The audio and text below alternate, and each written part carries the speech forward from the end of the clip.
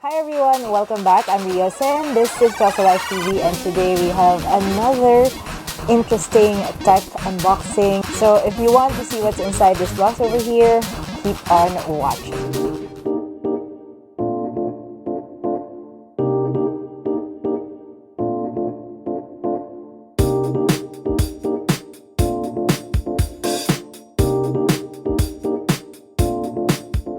We have another new gadget from REALME. Let's open this box. Bibilisan na natin guys dahil excited na ako. I'm excited because if it has the same quality as the ones that I use from the same brand, then it will be really good. Based off the title of this video, you already know that these are going to be earbuds. Currently, I use the REALME Buds Pro. And also, for my speaker, I use the REALME Cobble speaker. I have high expectations for this.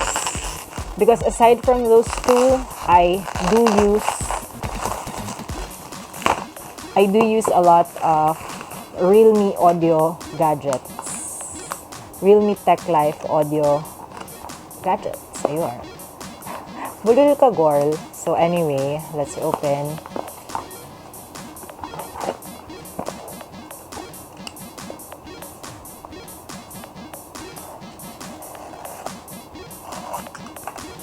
I am not even sure when this gadget will be officially launched, but the launch details and other details about this gadget and other upcoming gadgets will definitely be on my blog at technomaria.com. The important links will be in the description box down below. Oops. Wait.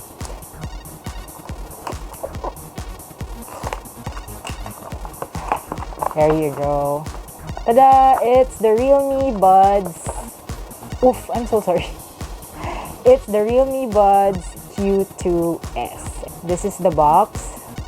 The model number is RMA2110, and these are the important features. Only 10 minutes of charge for you to be able to use it for 3 hours of playback. So that's really fast. You're somebody like me who have sometimes you have a whole day's worth of activities that you need your buds for, or like when I'm hosting spaces and it runs for more than 5 hours sometimes, so I need to use multiple buds and then have it charge really quickly as well. 88 ms super low latency.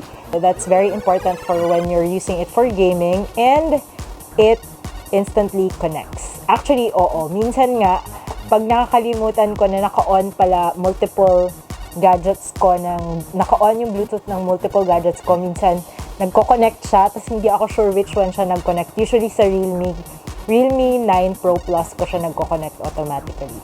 And then, it has 30 hours total playback, and it has 10mm dynamic bass driver, and it has noise cancellation for calls as well. So, open the box. Usually, dito ko siya sa baba binubuksan. Ayan. Dito tayo mag-open.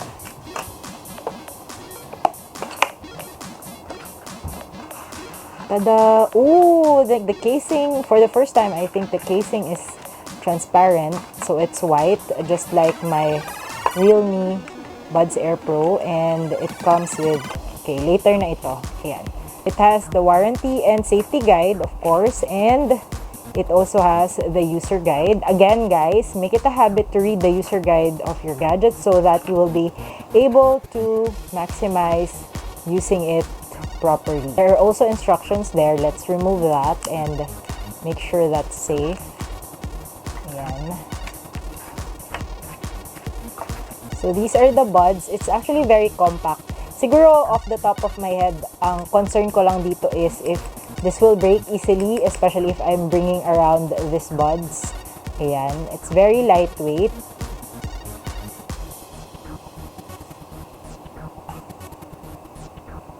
Ayan siya. And aside from the buds and the charging case, you also get extra bud covers and the charging cable. So it's USB-C type. The REALME signature color is yellow. That's why these are yellow. I actually appreciate it this way because it's easier for me to keep track of my cords. So again, the buds are here along with the charging case with the clear cover, which is new. I think this is the first time that I got something like this from Realme. And then the charging cable, which is USB-C, and extra bud tip covers. If I'm not mistaken, that's what these are called. The user guide and the warranty card. So these are two different sizes, smaller and my bigger. There you go guys, that has been my very quick unboxing of the REALME BUDS Q2s, which is I think now available in the market. The links to where you can buy this one and other Realme Tech Life gadgets are down below. If you want to know more about my favorite Realme Tech Life gadgets, the link to my video about that will be over here and also down below. I think this will fit in perfectly with my daily lifestyle and will be used excessively for work, for listening to music, so for work, for entertainment, for gaming, and just to cancel out the noise whenever I want it to. Very nice. So this will probably be one of my go-to buds from now on because it's compact and it's lightweight as well. If you want to know more about the REALME BUDS Q2s and other Realme Tech Life gadgets that I can recommend to you guys, please visit my blog, Technomaria.com. And if you like this video, give me a thumbs up. Don't forget to subscribe and don't forget to hit on the notification bell button over here if you want to be notified if I have uploaded new tech content and other content here on Diyosa Life TV here on YouTube. And if you have any questions about the REALME BUDS Q2s and other Realme Tech Life gadgets that I have tried, please leave your comments down below. Don't forget to share this video with your friends, especially if they are interested in the REALME BUDS Q2s and other Realme Tech Life gadgets. Please do follow me on other social media platforms as well. I have two Facebook pages, Ria Jose Davao and Diyosa Life for my video content on Facebook. I'm on Instagram, Ria Jose Davao, and on TikTok, Ria Jose Davao. And I'm also on Twitter, Ria Jose. If you play Mobile Legends Bang Bang and you want to add me as a friend, please add me, Queen Polar. Maraming pong salamat. Thank you guys for watching. Bye! See you on the next video. Paalam!